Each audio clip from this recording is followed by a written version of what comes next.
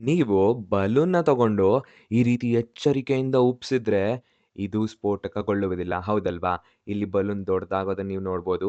ಇದೇ ಬಲೂನ್ ಒಳಗಡೆ ಇರೋ ಗಾಳಿನ ಈಚೆ ಬಿಟ್ರೆ ಏನಾಗ್ತಿದೆ? ಬಲೂನು ಮತ್ತೆ ಹಿಂದಿನ ಸ್ಥಿತಿಗೆ ತಲುಪ್ತಿದೆ. ಹೌದಲ್ವಾ? ಹಾಗಾಗಿ ಬಲೂನು ಗಾಳಿಯಿಂದ ಉಬ್ಬಿದಾಗ ದೊಡ್ಡದಾಗ್ತಿದೆ. ಅದೇ ಗಾಳಿ ಬಿಟ್ಟ ನಂತರ ಏನಾಗ್ತಿದೆ ಬಲೂನು? ಮಾಮೂಲಿ ಸ್ಥಿತಿಗೆ ತಲುಪ್ತಿದೆ. ಇಂಥ ಬದಲಾವಣೆಯನ್ನ ನಾವು ತಾತ್ಕಾಲಿಕ ಬದಲಾವಣೆ ಅಂತ ಹೇಳಿ ಕರಿತೀವಿ. ಯಾಕಂದ್ರೆ ವಸ್ತುಗಳು ಅದರ ಮೂಲ ಸ್ಥಿತಿಗೆ ಹಿಂದಿರುಗಿಸಬಹುದು. ಇದನ್ನ ನಾವು ರಿವರ್ಸಿಬಲ್ ಚೇಂಜಸ್ ಅಂತ ಹೇಳ್ತೀವಿ. ಇನ್ನು ಕೆಲವು ಉದಾಹರಣೆ ಇದ್ರ ಮೇಲೆ ನೋಡೋಣ. ಈಗ ಒಂದು ರಬ್ಬರ್ ಬ್ಯಾಂಡು ಅಥವಾ ಸ್ಪ್ರಿಂಗ್ ನಮ್ಮ ಹತ್ರ ಇದೆ ಅಂತ ಅನ್ಕೊಳ್ಳಿ. ಇದನ್ನ ನಾವು ಎಳೆದಾಗ ಅಥವಾ ಅಗಲ ಮಾಡಿದಾಗ ಇದೇನಾಗುತ್ತೆ ಹಿಗ್ಗುತ್ತಲ್ವಾ? ಈ ರೀತಿ ಹಿಗ್ಗುತ್ತೆ. ಆಮೇಲೆ ಇದು ತನ್ನ ಮೂಲ ಸ್ಥಿತಿಗೆ ತಲುಪುತ್ತೆ. ನಾವಿದನ್ನ ಬಿಟ್ಟಿದ ತಕ್ಷಣ ಇದೇನಾಗುತ್ತೆ? ತನ್ನ ಮೂಲ ಸ್ಥಿತಿಗೆ ಅನ್ನೋದು ತಲುಪುತ್ತೆ. ಇದನ್ನು ಸಹ ನಾವು ತಾತ್ಕಾಲಿಕ ಬದಲಾವಣೆ ಅಂತಾನೆ ಹೇಳ್ತೀವಿ.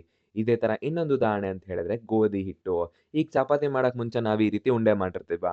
ಈಗ ನಾವು ಚಪಾತಿ ಲಟ್ಟಿಸ್ಬೇಕಾದ್ರೆ ಏನ್ ಮಾಡ್ತೀವಿ? ಕೆಲವ್ರು ಸ್ಕ್ವೇರ್ ಆಕಾರದಲ್ಲಿ ನಾವು ಲಟ್ಟಿಸ್ಬಿಡ್ತೀವಿ. ಕೆಲವ್ರು ಸರ್ಕಲ್ಲು, ಕೆಲವ್ರು ಇನ್ನೂ ಬೇರೆ ಆಕಾರದಲ್ಲಿ.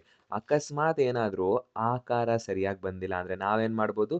ವಾಪಸ್ಸು ಇದನ್ನ ಅಂದ್ರೆ ಲಟ್ಸಿರೋ ಚಪಾತಿನ ಉಂಡೆ ಸ್ಥಿತಿಗೆ ತರ್ಬೋದು. ತಂದ ನಂತರ ಮತ್ತೆ ನಾವು ನಮ್ಗೆ ಹೆಂಗ್ ಬೇಕೋ ಹಂಗೆ ಲಟ್ಟಿಸ್ಬೋದು. ಹೌದಲ್ವಾ? ಇದನ್ನೂ ಸಹ ನಾವು ತಾತ್ಕಾಲಿಕ ಬದಲಾವಣೆ ಅಂತಾನೆ ಕರಿತೀವಿ. ಈಗ ಇದೇ ಹಿಟ್ಟಿಂದ ನಾವೇನ್ ಮಾಡ್ಬಿಡ್ತೀವಿ, ಚಪಾತಿ ಲಟ್ಸಿ ರೋಟಿ ಮಾಡ್ಬಿಡ್ತೀವಿ. ಅಂದ್ರೆ ಹೆಂಚಿನ ಮೇಲೆ ಬೇಯಿಸಿದ ನಂತರ ನಮಗೆ ಚಪಾತಿ ರೆಡಿ ಆಗುತ್ತೆ. ವಾಪಸ್ ಈ ಚಪಾತಿ ಬೇಡ, ಹಿಟ್ಟಿನ ಸ್ಥಿತಿಗೆ ಚೇಂಜ್ ಮಾಡೋಣ ಅಂದ್ರೆ ಆಗುತ್ತಾ? ಖಂಡಿತ ಆಗಲ್ಲ. ಒಂದ್ಸರಿ ಇದು ಚೇಂಜ್ ಆದ ನಂತರ ವಾಪಸ್ ತನ್ನ ಮೂಲ ಸ್ಥಿತಿಗೆ ಬರಕ್ ಆಗಲ್ಲ ಅಂತ ಹೇಳಿದ್ರೆ, ಅಂಥ ಬದಲಾವಣೆಯನ್ನ ನಾವು ಶಾಶ್ವತ ಬದಲಾವಣೆ ಅಂತ ಹೇಳಿ ಕರಿತೀವಿ. ಇದ್ರಲ್ಲಿ ಇನ್ನೂ ಉದಾಹರಣೆಗಳು ಅಂತ ಹೇಳಿದ್ರೆ, ಈಗ ಬಲೂನ್ ಇದೆ. ಬಲೂನ್ ಫುಲ್ಲು ಗಾಳಿ ತುಂಬಿದೆ. ನಂತರ ನಾನೇನ್ ಮಾಡ್ತೀನಿ ಇದನ್ನ ಸೂಜಿ ತಗೊಂಡು ಚುಚ್ಚಿದಾಗ ಬಲೂನ್ ಒಡೆದೋಗುತ್ತೆ. ವಾಪಸ್ಸು ಮಾಮೂಲಿ ಸ್ಥಿತಿಗೆ ಬರಕ್ಕಾಗುತ್ತಾ ಈ ಬಲೂನು?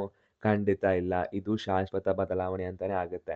ಇದೇ ತರ ನಮ್ಮ ಹತ್ರ ಒಂದು ಕಾಗದ ಇದೆ. ಇದನ್ನ ನಾವೇನ್ ಮಾಡ್ಬಿಡ್ತಿದೀವಿ ಬೆಂಕಿಲಿ ಸುಟ್ಬಿಡ್ತಿದೀವಿ. ಪೇಪರ್ ಸುಟ್ಟಾಗ ಏನಾಗುತ್ತೆ? ಬೂದಿ ಆಗೋಗುತ್ತೆ. ಆಗಿರೋ ಬೂದಿ ವಾಪಸ್ ಪೇಪರ್ ಆಗಿ ಕನ್ವರ್ಟ್ ಆಗುತ್ತಾ? ಇಲ್ಲ. ಸೊ ಇದನ್ನು ಸಹ ಶಾಶ್ವತ ಬದಲಾವಣೆ ಅಂತಾನೆ ಆಗುತ್ತೆ.